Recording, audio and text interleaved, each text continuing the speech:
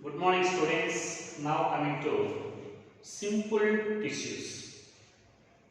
Broadly tissues in plant body are divided into two types: meristematic tissues and permanent tissues.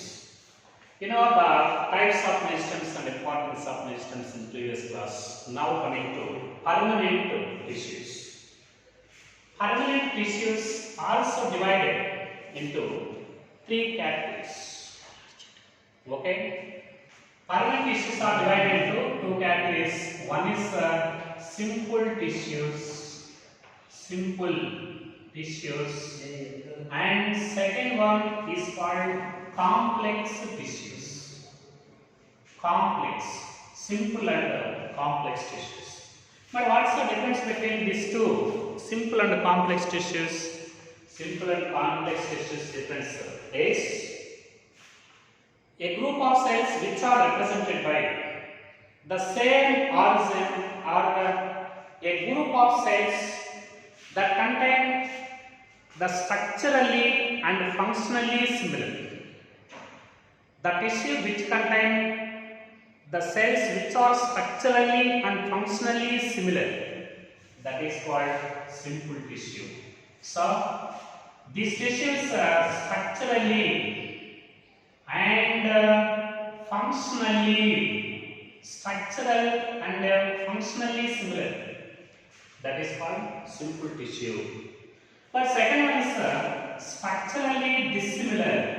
Structurally dissimilar, but functionally similar.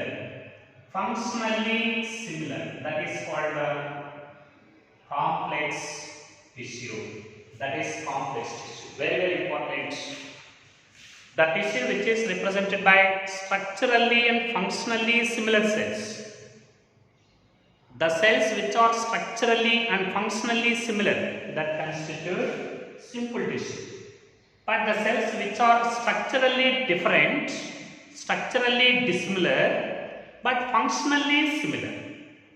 Structurally the cells are different, but all these different cells functionally they are similar. They collectively perform the same function. That is called, this is complex tissue.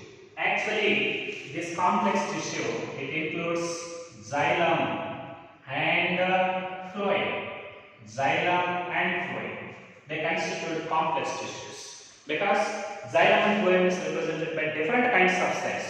But all these cells collectively they perform the same function, that is complex tissue. But similar tissues, simple tissues, structurally, functionally similar.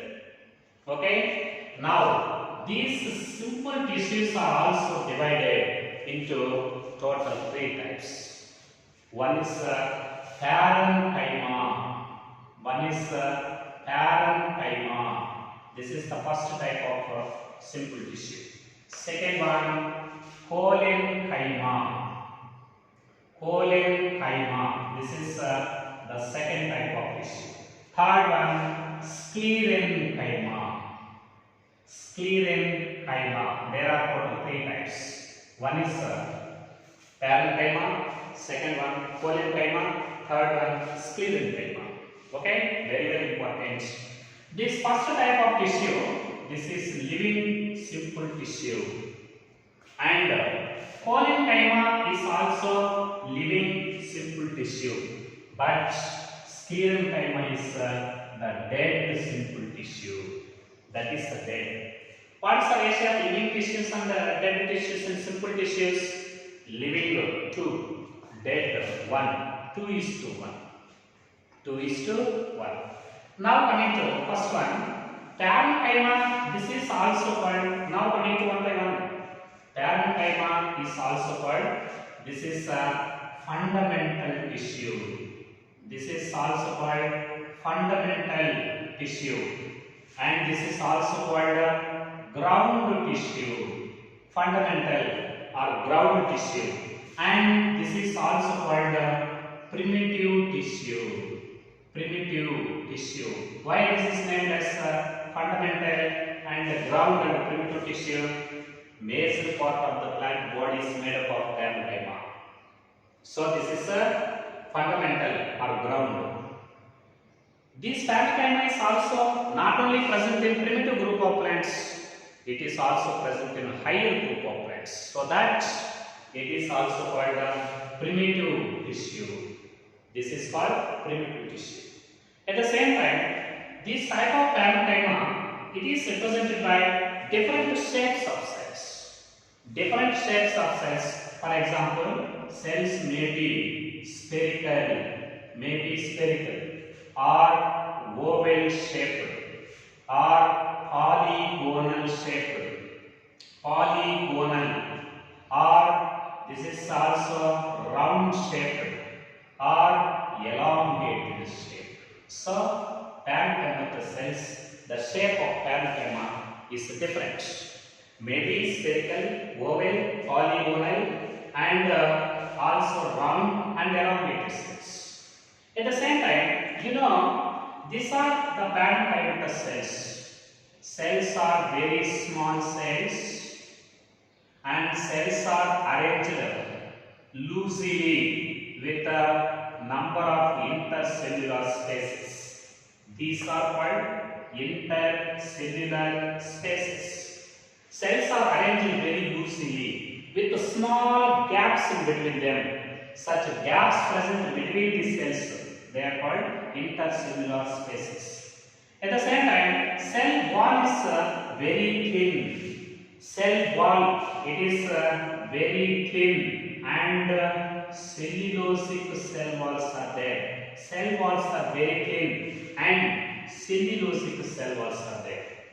At the same time, every cell is also represented by very conspicuous nucleus, and cells are also living cells. So that they are living cells. Because of this reason, every cell is also represented by a nucleus, very conspicuous nucleus, and dense cytoplasm is there. So cells are arranged very loosely with intercellular gaps or spaces, and cell walls are very thin, and cellulosic cell walls are there. Cell is filled with nuclear to cytoplasm, and nucleus, very conspicuous nucleus is also there. That is the nature of parenchymatous tissue.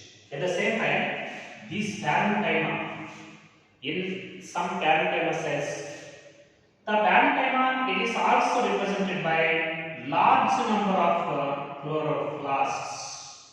The parenchyma with abundant chloroplasts, this is called chlorenchyma. This is chlorenchyma. Generally, this is present in leaf mesophil, and display very significant role in photosynthesis. It assimilates the food materials. So that the parenchyma with a large number of chloroplasts is called chlorenchyma. It is responsible for photosynthesis. Generally, it is present in leaf mesophil. That is photosynthetic parenchyma or chlorenchyma. Okay, but in case of hydrophytes, very important. In case of hydrophytes, parenchyma is also contain large number of air cavities, large number of vacuoles, large number of air spaces with air spaces. They contain large number of air spaces filled with air. That is called parenchyma. Such parenchyma with large cavities filled with air, that is called parenchyma. It displays very significant role in providing buoyancy to the plants. Such parenchyma make the plant body freely floating on the surface of water. That is called parenchyma. At the same time, this parenchyma also help in storage of food material. Storage of food, that is called storage parenchyma. This is a storage parenchyma. It plays a very significant role in the storage of food materials, and water are also other compounds. At the same time, some of the parenchyma cells, they also help in secretion. Very, very important. They help in a secretion. This is called secretory parenchyma.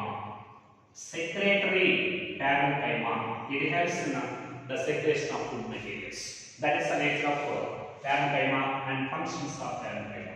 Here you have cells arranged loosely with intercellular spaces. Cell walls are very thin and cellulosic. Their cells are filled with dense cytoplasm and nucleated cytoplasm. At the same time, chlorenchyma. This is the parenchyma with abundant chloroplasts called chlorenchyma, help in a photosynthetic process. Hydrophytes contain aerenchyma. This is the parenchyma with large air cavities that helps in a buoyancy of the plants. And parenchyma that helps in storage of food material, that is called storage parenchyma. That helps in secretion of various compounds, that is called the secretory parenchyma. That is the first type of simple tissue. This is living. Now coming to the second one. This is cholenchyma. Okay. So this cholenchyma is also called the living mechanical simple tissue. This is the living mechanical simple tissue. It provides mechanical support to the plant body. It provides mechanical support. This is a mechanical tissue. What type of mechanical tissue? Simple living mechanical tissue. That is called cholenchyma. Similarly, this cholenchyma, it is present in the form of either homogeneous layer, or may be present in patches.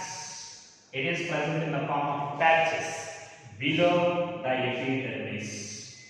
That is below epidermis. Below the epidermis in case of diploid stems. That is in a diploid stems. For example, this is epidermis of diploid stems. In case of this epidermis of diploid stems, it is present in the form of a continuous layer. This is epidermis. This is hypodermis. In some members, it is present in the form of a continuous layer just below the epidermis. That is called hypodermis.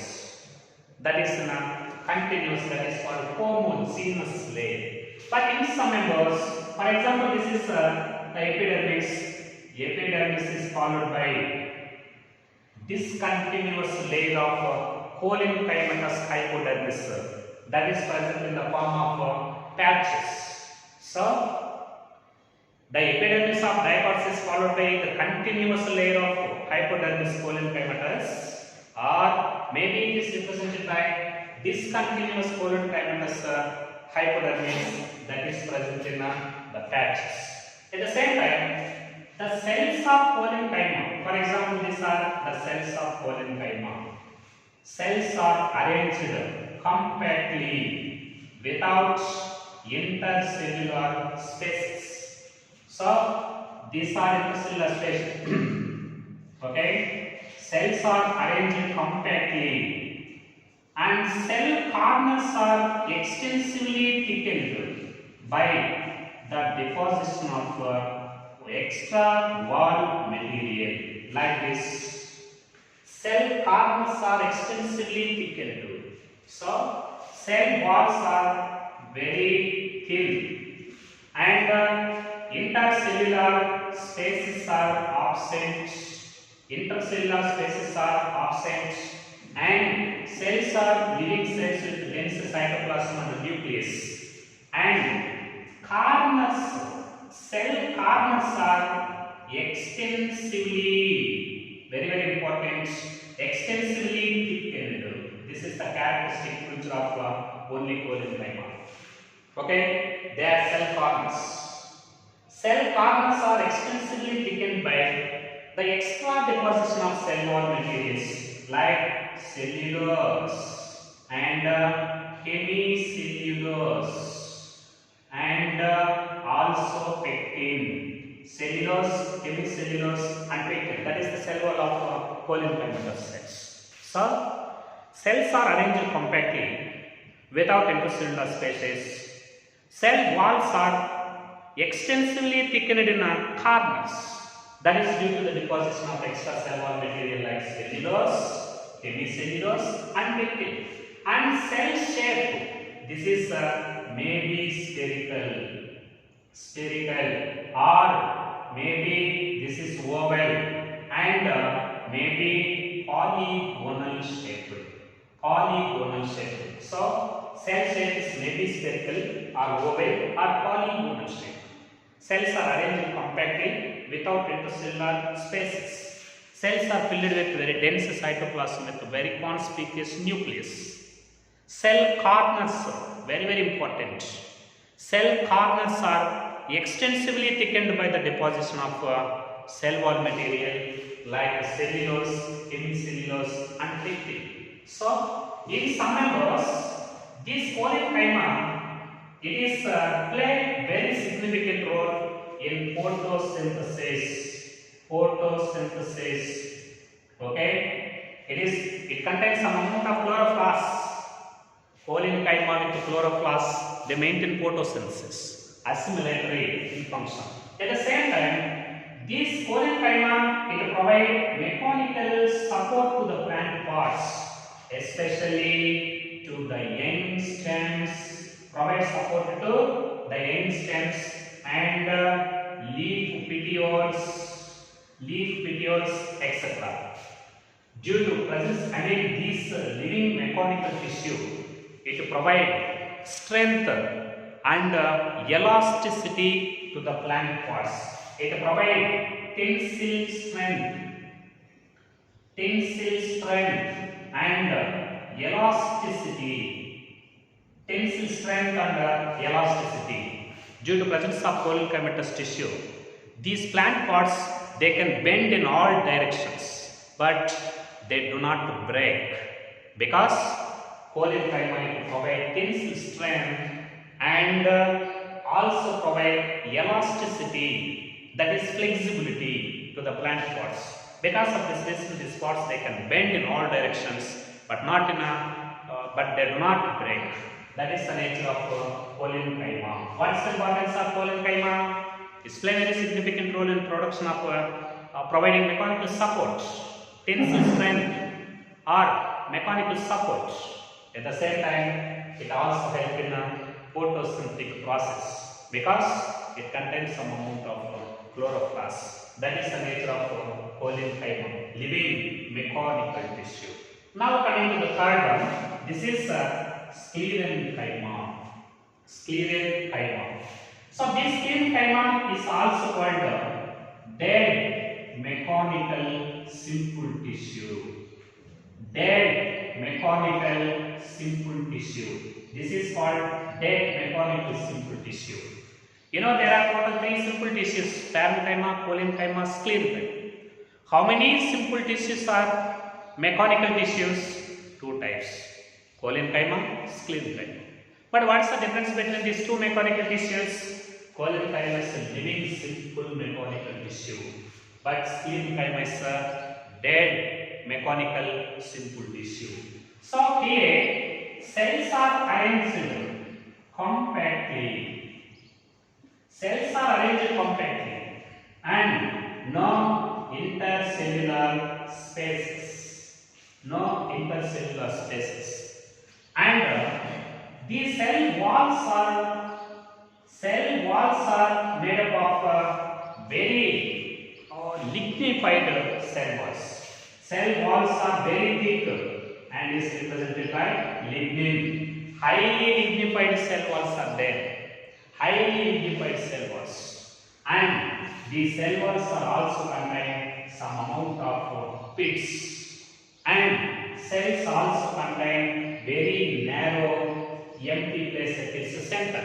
This is called lumen. For example, this is the dead mechanical tissue. This is the dead mechanical tissue. Like this, cell walls are very thick and also contain pits. Cell walls also contain pits. This is wall. This is the lumen. So cell walls are highly lignified with pits. Cells are arranged very compactly. Cells are dead cells. Because of this reason, no cytoplasm and no nucleus. Because cells are dead cells. Cells are dead cells. At the same time, these sclerochromatic cells, they are also divided into fibers and sclerites. Fibers and sclerites. Both fibers and sclerites are a type of sclerochromatous dead cells. But what is the difference between these two? These type of cells, they show structural difference. For example, fiber cells are represented by the spindle-shaped cells with the top ring ends like this. Spindle-shaped cells like this. These cells are represented by spindle-shaped cells and also contain bordered pits. Walls are very thick and also contain the narrow empty space lumen. These type of fiber cells are elongated cells with the top ring ends, spindle-shaped cells with sharp ends. These type of cells, they are present in groups in various parts of the plant body. They provide mechanical support. They provide mechanical support. Such type of cells are called fiber cells. They are arranged into groups in different parts of the plant body. Each cell is a spindle-shaped cell with sharp ends. Every cell is also represented by very thick, highly lignified cell walls with bordered pits. And every cell is also represented by the centrally located empty space, narrow space. That is called lumen. Now coming to sclerites. Okay, these type of sclerites are, they are spherical shaped cells. They are spherical shaped cells like this. This is the spherical shaped scleroid. Spherical is also highly lignified walls. Here also cell walls contain some amount of pits. The main difference between these fiber cells and scleroids, they are spindle shaped cells with sharp ends. They are spherical shaped cells. Both cell walls are very thick and highly lignified. Both contain empty narrow space called lumen. Both walls contain bordered pits. Both the cells dead cells. They have no any nucleus and cytoplasm. And these type of sclerites, they are present in different parts of the plant body. In case of, these may be present in the pericarp of fruits. Pericarp of some fruits, for example, nut fruits, Anacardium occidentalis, that is cashew nut. The pericarp of this Anacardium occidentalis is represented by some amount of sclerites. These sclerites are present in pericarp of some fruits like nuts, and they are also present in the fruit pulp in case of guava and pears and sapota. In these members, they are present in fruit pulp. Okay, they are present in fruit pulp in case of guava, pears and sapota. But in some members, they are also present in the seed coat of legumes. Legumes, they are present in seed coat. For example, bean, pea, red gram, black gram and green gram. Seed coat contains some amount of sclerites, so that the seed coat of these legumes is very hard and tough. At the same time, these may be present in the leaves in case of tea plants. They are present in tea plants. This is the most important matching question. Okay, sclerites are spherical shaped sclerochromatous dead cells. These sclerites may be present in pericarps of nuts, also present in pulp of pears, sapota and guava, and also present in the seed coats of legumes, and also present in the leaves of tea plants. That is the nature of sclerites.